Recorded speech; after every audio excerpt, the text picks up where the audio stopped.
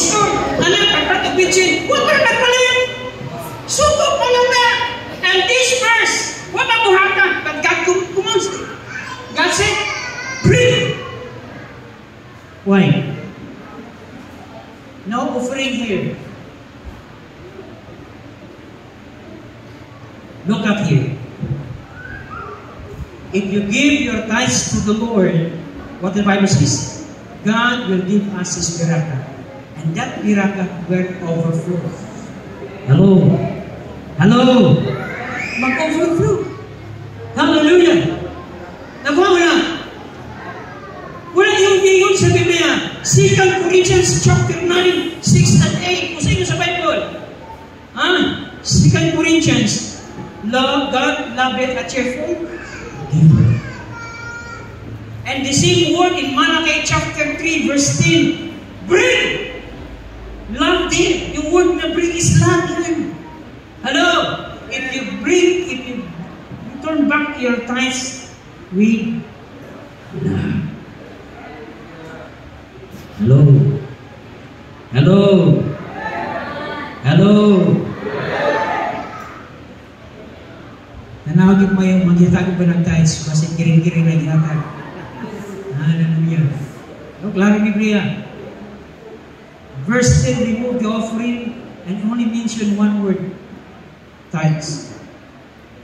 If you don't give your tithes, curse will come. Hello? Hello? Hallelujah. Praise the name of Jesus.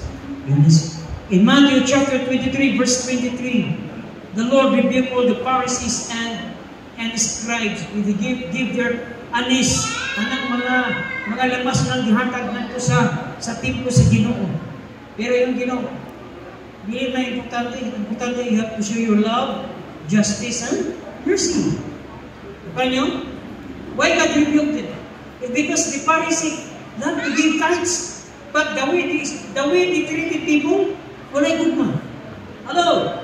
Wala'y gugma. Wala sila kasabi ka naghatag tithes. Ikasabal sila kaya pinagpakita sa mga tao, wala'y gugma. The way they treated their wife, husband, wala'y gugma. After that, when God, after rebuking, what God said, do not leave others undone. So na, tithes yan, tithes. That is neuter thing. The word others means, because tithes is neuter things, and the word others is neuter. Do not leave others undone. Hello? Ayaw kalimtin ang paghatag mo? Ano kayo paghatag sa taas o banan? Guma! Hallelujah. Ngayon sa kapaso sa gaya nga, yung mga assistant pastor, that was 1988. Mga membro, mga dato, igsoon, plenaryo. Tagay ko siya barong.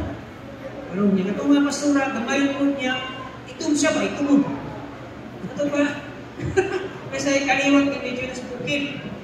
O niya, inigwanan niya. Ahoy, mga nang barong. At ito kayo ng dato. Siya, pastor, tarawan ako sa bukid. Mahal ako maratanan. Pastor, sa itong bayan. Hello?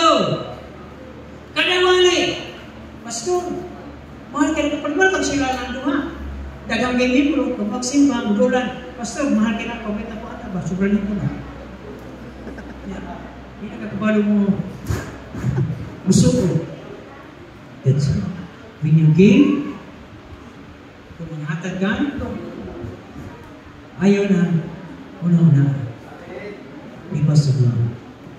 Hallelujah. Usang ka-professor sa Manila, yan na sa Davao. And he wants to try to prove that Luke 6:38, it is not money. Give and say, give it to you. Good measure. Praise God. Sabi, mana? If you read the whole passage, mercy. Ito ang mercy naman. Sa Greek is masculine. And then yung iba dyan, feminine. Pagkatapos, give and say, give. Good measure. Praise God. Ang good measure is neuter thing. Ang magdagan daw, magdagan, inagdag mo yung mga neuter things. Magdagan daw, neuter things sa ito, ha? Saan ang neuter things? Mga kwarta! Hello! Pagtuon di ay! Hello! That's built-in! Wala hindi mo sa pulong sa Ginoo. You cannot say that God of no limits. Kung dili mo pasinati ang Diyos sa iyong kinabuhi. Overflow.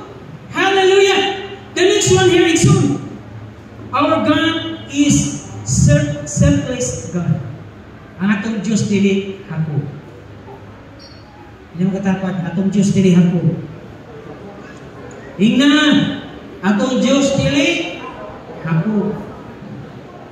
Sadya na si Jesus nagwani sa Jesus sa Galilee. And then pag mo niya nagwani, yung ginan mga disipulo, nga mutabog ka sa pikas dapit,